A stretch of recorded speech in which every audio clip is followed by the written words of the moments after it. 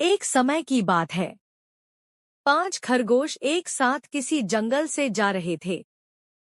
चलते चलते उन खरगोश में से 3 खरगोश एक बड़े से गड्ढे में गिर जाते हैं। 5 में से 3 खरगोश गड्ढे में गिर गए तो ऊपर 2 बचे। अब गड्ढे में गिरने के बाद वह तीनों खरगोश ऊपर चढ़ने की बहुत कोशिश करते हैं, लेकिन वो गड्ढा बहुत बड़ा था। उस गड्ढे से बाहर निकलना इतना आसान नहीं था।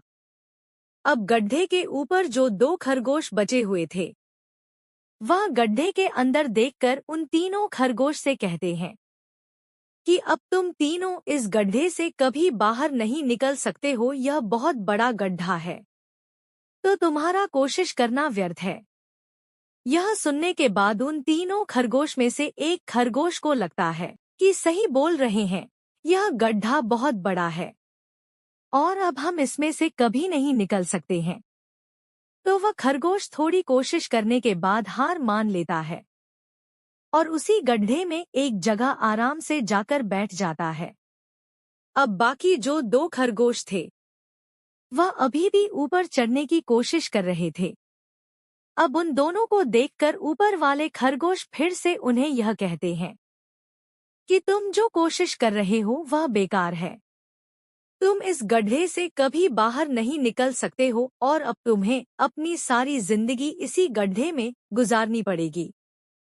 अब यह सुनने के बाद जो 2 खरगोश कोशिश कर रहे थे ऊपर चढ़ने की, उनमें से एक और खरगोश को यह लगता है कि यह सही बोल रहे हैं, अब हम इस गड्ढे से कभी बाहर नहीं निकल सकते हैं, और वह भी हार मानकर बैठ जाता है।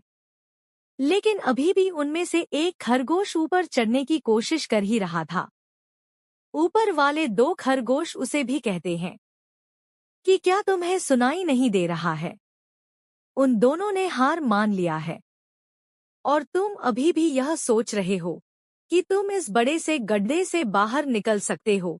वो ऊपर वाले दोनों खरगोश उसे बोलते रहे, लेकिन उनकी बातों का उस खरगोश पर कोई असर नहीं हुआ और वह खरगोश कोशिश करता रहा और कोशिश करते करते वह उस गड्ढे से बाहर निकल गया। अब उसे वह सारे खरगोश देख रहे थे कि यह बाहर कैसे निकल गया। मैं आपको बताता हूँ कि वह खरगोश बाहर कैसे निकला। वह खरगोश इस बड़े गड्ढे से इसीलिए बाहर निकला क्योंकि वह खरगोश बहरा था, उसे कुछ सुनाई नहीं देता था। तो इस कहानी से हमें यह सीख मिलती है कि जब हम जिंदगी में कुछ अच्छा करते हैं तो बहुत लोग हमें रोकने के लिए तरह तरह की बातें करते हैं, लेकिन अगर आपको अपने काम में कामयाबी हासिल करनी है तो बहरे बन जाओ, उनकी बातों का अपने ऊपर कोई असर ही मत होने दो। तो आपको यह कहानी कैसी लगी कमेंट करके बताएं और लाइक करें और चैनल को सब्सक्राइब करना ना भूलें।